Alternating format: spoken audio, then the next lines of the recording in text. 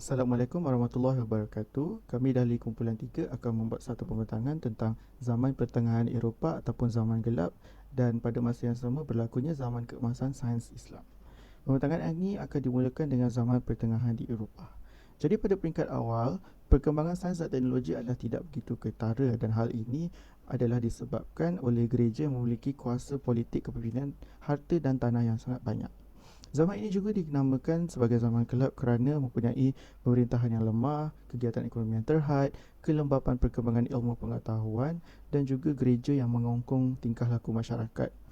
Pada zaman ini juga berlakunya pengambilan ilmu daripada sains Islam disebabkan oleh kemantapan dunia Islam. Pada peringkat kemuncak dan peringkat akhir, keperluan terhadap ilmu daripada tamadun asing menyebabkan berlakunya perubahan sikap generasi baru penganut agama Kristian.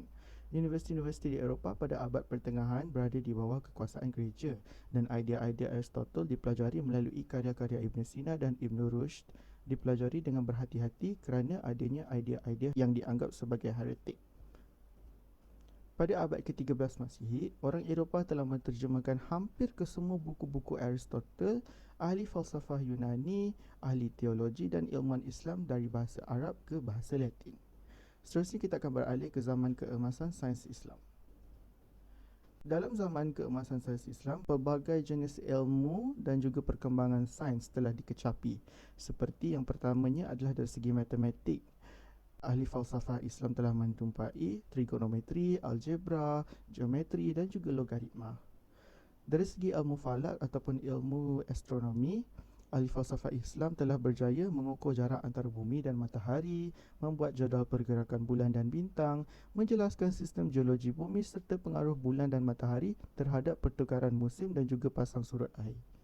Dari segi kimia, ahli falsafah Islam telah mengasaskan fakta kimia berdasarkan uji kaji dan juga menjumpai asid galian dan juga menghasilkan teori penghasilan petroleum dan penghasilan alkohol.